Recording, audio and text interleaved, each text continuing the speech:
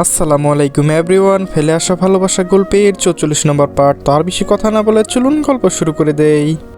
ভূমির চিৎকারের সাথে কড়াইয়ে পড়া স্টিলের স্টেনারে আওয়াজ কানে আসতেই আদ্রের হৃৎপিণ্ড থমকে যায়। শৈল অদ্ভুত এক ভয়ে এসে ঝাঁকুনি দিয়ে ওঠে। হাত পাগুলো কেমন কম্পন দিয়ে উঠেছে, যেন শীতল হয়ে ওঠে মাত্র দেখানো ক্রোধ। মসৃণ হতে হতে ভ্রুজোড়া তা পুনরায় ভারী আকার ধারণ করে। মন থেকে চাইতে লাগে নাকি ভাবনা যেন সত্যি না হয়। এখন দরজার সামনে ঠায় দাঁড়িয়ে থেকে শীতল চাহনিতে সেদিকে তাকে ভীত ভেজা আসা গলায় ভিজে মায়ের উদ্দেশ্য থেমে থেমে প্রশ্ন করে, মা ওর হাত। ছেলের কথা শেষ হওয়ার আগে সাবিনা আর্তনাদ করে ওঠে, কান্না জড়িত ধরে আসা গলায় চেঁচিয়ে বলে ওঠে, ও আদ্র, মেয়েটার হাত তেলে পুরো ছিলে গেছে। শব্দের সমান তালে কানে এলো তিন মানবীর কান্নার শব্দের তৈরি হয় এক অদ্ভুত আহাজারি। আদ্র যেন হুঁশ খুইয়ে ফেলেছে। সে কিভাবে যাবে? এগিয়ে গিয়ে ভূমির হাতটা দেখলে নিজেকে কিভাবে সামাল দিবে? কম্পিত হৃদয় যেন তার বুক ছিঁড়ে বেরিয়ে আসবে। তার কারণেই তো তার মায়া রানীর আজ এতটা বিপর্যয় ঘটে গেল। আদ্রর হুঁশ ফিরতে বরফের নেই জমে যাওয়া পথচারণ টেনে ভিতরে প্রবেশ করালো। হিচকিচিয়ে দাঁড়ালো ভূমির সামনে। চোখ পড়লো ভূমির হাতের দিকে। বেশ খানিকটা জায়গা পুরো সাদা হয়ে গিয়েছে। থরথর করে কেঁপে চলেছে ভূমির হাত। আদ্র নিজের হাত অবিরত কাদার থাকা ভূমির কম্পরত বাহুতে রাখল। তার ছোঁয়া পেয়ে ছোট হৃদয়ের যেন কষ্টের পাহাড় ভেঙে পড়ল। ঠোঁটজোড়া টকটক করে কেঁপে উঠল দ্বিগুণ মাত্রায়। ভূমি এই অসহায়ত মুখশ্রীর পাশে দাঁড়িয়ে থাকা মানুষটাকে নিজের যন্ত্রণার মাত্রাটা বোঝার চেষ্টা করালো। কিন্তু মেয়েটা তো জানে না তার হাতে লাগা ব্যথার মানুষটা তার বুকে তীব্র থেকে তীব্রভাবে অনুভব করছে। সাবিনা কি করবেন যেন গান শূন্য হয়ে পড়েছেন। একবার মেয়ের কান্নারত মুখের দিকে তাকিয়ে ফুঁপিয়ে উঠছেন। তোয়া পুনরায় মেয়ের হাতের দিকে ঝুঁকে তাতে সর্বোচ্চ শক্তি দিয়ে ফু দিচ্ছে। বাতাস করার চেষ্টা চালাচ্ছে যাতে জ্বালার ভাবটা অন্তত কিছুটা নিরাময় হয়। আদ্র হুট করে টেনে পাশের বেচিনে নিয়ে হাতটা আলতো করে ধুয়ে কল চালিয়ে তার নিচে রাখে। ঠান্ডা পানির ছোঁয়া পেয়ে ভূমির হাতটা আদ্রের টি শার্টের সাথে কলার চেপে ধরে শক্ত হাতে। আদ্র নিজের ডান হাতে ভূমিকে আগলে ধরে রেখেছে। অসহায় করুণ দৃষ্টি তাকাচ্ছে বারবার। মায়া ভরা কাতর কণ্ঠে শুধায়, কষ্ট হচ্ছে খুব? আদ্রের এমন কোমল কণ্ঠে করা প্রশ্নে ভূমির কান্না যেন আরও বেড়ে যায়। ঠোঁট উল্টে হু হু করে কেঁদে উঠে উপর নিচ মাথা দুলিয়ে জানাতে চায় খুব কষ্ট হচ্ছে। প্রায় মিনিট পাঁচেক ঠান্ডা পানিতে হাত চুবিয়ে আদ্র পিছন ফিরে মামুনিকে তাড়া দিয়ে বলে, মামুনি বার্ন ক্রিম নিয়ে এসো তাড়াতাড়ি। সাবরিনা ঘুরে দ্রুত পায়ে এগোয় নিলে সাবিনা থামিয়ে দিয়ে বলে, বাবা বার্ন ক্রিম তো আনা নেই। মায়ের খামখেয়ালি পানা কথা শুনে আদ্রে মেসা ধক করে ধরে উঠে। প্রয়োজনীয় জিনিস ঘরে নেই কথাটা শুনতে বিরক্তি এসে হানা দেয়। কিন্তু মুহূর্তে নিজেকে সামলে নেয়। ভূমিকে ধরে সোফায় এনে বসায়। গাড়ির দিকে একবার চোখ ফেলে কাটা তখন 7টা 20। সময় খুব একটা না হলেও ভারী বর্ষণের ফলে পরিবেশটা এত নির্জনিত নিস্তব্ধ হয়ে আছে যেন মধ্যরাতে প্রহর। আদ্র পকেটে হাতে নিজের মোবাইলটা খুঁজে না পেয়ে এদিক সেদিক তাকাচ্ছে দেখে তা মেঝেতে পড়ে আছে। বিরক্তিতে তসূচক শব্দ করে ললাটে হাত ঘষে চোখ মুজে নেয়। পট করে খুলে মা মামুনিকে বলে ঠান্ডা পানিতে কাপড় দিয়ে যেন হালকা হাতে ভূমির হাতটা মুছতে থাকে। কথাটুকু বলে দেয়ালে এক পাশে রাখা ছোট সেফ স্টেপটা রেখে বাইকের চাবিটা হেলমেটটা নিয়ে যেতে নিলে সাবিনা উদ্বিগ্ন হয়ে পিছন থেকে ডেকে জিজ্ঞেস করে, আদ্র কোথায় যাচ্ছিস এমন বৃষ্টিতে বাইক নিয়ে? আদ্র না ফিরে জবাব দেয়, ওষুধ আনতে। কথাটা শুনে ভূমি হিসকি তুলানো কান্না থেমে যায়। চোখ তুলে তাকায় হুড়মুড়িয়ে বের হতে নেওয়া আদ্রের দিকে। কান্নায় মিয়েও যা ধরা গলায় ডাকে, আদ্র ভাইয়া। এগোতে নেওয়া পদক্ষেপ থেমে যায়। ভূমির আওয়াজে তার বুক মুচড়ে ওঠে। ধকভক করতে থাকে যেন বের হয়ে আসবে। সাহসা পিছনে ফিরে তাকায়। ভূমি পুনরায় কেঁপে ওঠা গলায় বলে, বাহিরে অনেক বৃষ্টি, প্লিজ বাইক নিয়ে যাবেন না, ভিজলে আবার জ্বর চলে আসবে। ভূমির আকুত কণ্ঠে বলা কথাটা আদ্রের মস্তিষ্কে প্রবেশ করে। এক অদ্ভুত অনুভূতি মনের ভিতরে ছোঁয়ে যায়।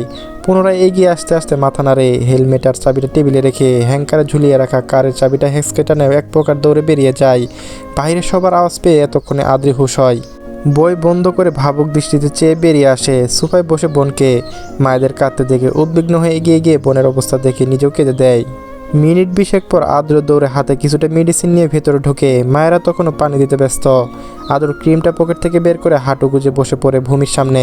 চুল থেকে টপ টপ করে ফোঁটা ফোঁটা পানি পড়ছে। পুরোটা না ভিজলেও মাথাটা আর গায়ে কিছুটা পানি লেগে আছে। আদ্র আলতো হাতে ভূমি ডান হাতে আগলে তা হাঁটুর উপর রাখে। ক্রিমটা নিয়ে আলগুস্তে লাগাতে নিলে ভূমি অস্পষ্টটা বলে চোখ বন্ধ করে নেয়। আদ্রি বোনকে ঝাপটে ধরে রেখেছে। আদ্র আর কিছুটা ঝুঁকে হাতে ফু দিয়ে ক্ষত স্থানে ওষুধ লাগাচ্ছে। ভারী কণ্ঠে বলে ওঠে, কেন এমন করে হাত থেকে স্টেনারটা ফেলতে গেল? আর কে বলেছিল তোমাকে রান্নাঘরে যেতে? আদ্রের শক্ত কণ্ঠে ভূমির অভিমান বেড়ে যায়। নাক ফুলিয়ে বলে, ইচ্ছে করে ফেলেছি নাকি? আপনি হুট করে এসে ধমকে উঠলেন। ভয় পেয়েও তো আমার হাত থেকে কিভাবে জানি পড়ে গেল। ভূমি কথাটা যেন তীরের মতো লাগলো আদ্রের পক্ষে। চোখ জোড়া আপনা আপনি বন্ধ হয়ে গেল। মস্তিষ্কে এক আকাশ রাগ জড়ো হয়ে গেল নিজের প্রতি। আর কারণে তার মায়ারানী আজ এতটা যন্ত্রণা সহ্য করতে হচ্ছে। সেই দায় এটার জন্য। হ্যাঁ, তারই সব দোষ। আর এই দোষের শাস্তি তো তাকে ভোগ করতেই হবে। রাত 10টা পেরিয়েছে, একে একে বাড়ি ফিরেছে সকল সদস্য। সাদাব আজ তাড়াতাড়ি ফিরে এসেছে বৃষ্টিতে কাক ভেজা হয়ে। সোফায় বসে আছে দুই ভাই, টিভি ছেড়ে খবরের চ্যানেল লাগিয়ে রেখেছে আর পূর্ণ মনোযোগে খবর দেখছে দেশের আনাচে কানাচে কোথায় কী ঘটে যাচ্ছে। তবে প্রতিদিনের তুলনায় আজ মিস্টার আফজালের মেজাজটা দেখতে বেশ সুবিধা ঠেকছে না। আজ কারণটা জানা নেই গৃহিণীদের। মিসেস সাবিনা এসেছে পর্যন্ত 2-3 বার জানতে উদ্বিগ্ন হলেও স্বামীর মুখ থেকে কিছুই উগলাতে পারেনি। ক্ষান্ত হয়ে হাল ছেড়েছেন ঠিকই, কিন্তু টেবিলে খাবার সাজাতে সাজাতে বারবার তাকাচ্ছে আর চোখে। সাথে মিসেস সাবরিনা ও খেয়াল করেছে ব্যাপারখানা। তবে তার তো আর সাহস নেই বড় ভাসুরকে এই বিষয়ে কিছু জিজ্ঞেস করবেন। অবশ্য স্বামীকে চোখের ইশারায় বোঝাতে চেয়েছিলেন, কিন্তু তিনি ব্যর্থ। টেবিলে খাবার সাজিয়ে সবাইকে হাঁক লাগাতে একে একে এসে বসে পড়ে সবাই। আদ্রমনি নেমে এসেছে মাত্র, চেয়ার টেনে বসে পড়েছে ভাইয়ের পাশের চেয়ারে। ভূমির আগমনে অপেক্ষায় এখনো খাবার শুরু করা হয়নি। দুই যা বুঝতে পেরে মুখখানা একটুকু করে নিয়েছে ভয়ে। এখনো স্বামীদের জানানো হয়নি মেয়ের হাতের এই দশা। যদি জানতে পারে রান্নাঘরে গিয়ে তেল ফেলে হাত পুড়িয়েছে, আস্ত রাখবে না। দুই কর্তা করা নিষেধ, মেয়েদের যেন আগুনের ধারে কাছেও যেতে না দেওয়া হয়। দুই মেয়ে তাদের রাজকন্যা, চোখের মণি, এসব বিপজ্জনক কাছে যেন না জড়ায় কখনো। এখন কিভাবে বলবে তাদের অনুমতি পেয়ে মেয়েটা এ কাজে নেমেছে।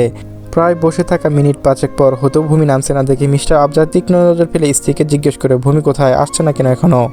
সাবিনা চোরা চোরা চোখে একবার নিজের বোনের দিকে তাকিয়ে আমতা আমতা করে ভীতু গলায় বলে, ভূমি খাবে না বলল, ঘুমিয়ে পড়েছে মেয়েটা, শরীর ভালো লাগছে না। মিস্টার তুফাইল মেয়ের শরীর খারাপ শুনে পট করে চেয়ার ঠেলে উঠে দাঁড়ায়। নিজের স্ত্রীর দিকে তাকিয়ে জিজ্ঞাসা গলায় বলে, তুমি তো আমাকে বলোনি এ কথা, কি হয়েছে আমার মায়ের? সাবরিনা হাসার চেষ্টা করলেন, ধীর কণ্ঠে বললেন, আরে তেমন কিছু না, মাথা ব্যথা করছে একটু, তাই। তুমি বসো, খেয়ে নাও। আদ্র মায়েদের এমন মিথ্যা বানোয়াট কথায় যেন তীরে বিরক্ত হয়ে উঠলেন। রাগ উঠলেও মুখোশি শীতল রাখার চেষ্টা করলো। বসে না থেকে নিজের প্লেট না নিলেই ঠিক নয়। যে পরিমাণ ভাত নিয়ে 2 লোকমা শেষ করে উঠে যেতে নিলে মিস্টার আফজাল শক্ত কর্কশ গলায় পিছন থেকে ডাক দেন, আদ্র কোথায় যাচ্ছ? এটুকু খেয়ে আদ্রের সম্মানের সহিত পিছন ফিরে স্বাভাবিক ভঙ্গিতে জবাব দিল, এটুকু পেট ভরে গিয়েছে বাবা, ঘরে যাচ্ছি। আফজাল পুনরায় কণ্ঠ মোটা করে বলল, তোমার সাথে আমার কথা রয়েছে, খাওয়া শেষ হওয়া পর্যন্ত অপেক্ষা করো। আদ্র তপ্ত ভারী শ্বাস ফেলল, একবার চোখ ফেলে উপরের দিকে চাইল। মেয়েটা তো এখনো খায়নি, নিজে খেতেও পারবে না, সেটা ভেবে এটুকু খেয়ে উঠে গিয়েছে খাবার নিয়ে যাবে বলে। কিন্তু পাতির মধ্যে ভাটা পড়ে আদ্র বেজায় ক্ষিপ্ত হলো, কিন্তু আর বুঝতে দিল না। ঠিক আছে বলে মাথা নেড়ে বসলো সোফায়। আর বারবার তাকাচ্ছে ঘড়ির দিকে, ভাবছে মেয়েটা ঘুমিয়ে পড়ছে কিনা তা কে জানে। খাবার শেষে মিস্টার আফজাল কিচিনা হাত ধুয়ে মুছতে মুছতে এগিয়ে এসে দাঁড়ান আদ্রের সামনে। বাবাকে দাঁড়িয়ে থাকতে দেখে আদ্র সম্মানসূচক উঠে দাঁড়ালো। বাবা বসতে বসতে ছেলেকে বসার আদেশ দিলেন।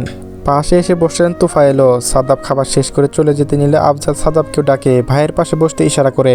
বাধ্য ছেলের মতো সাদাব বসে পড়ে। আজ বড় আব্বুর এমন সিরিয়াস ভঙ্গি দেখে সাদাব বেশ ভয় পাচ্ছে। কি হলো কে জানে, এমন মিটিংয়ে বসাল না ভেবে।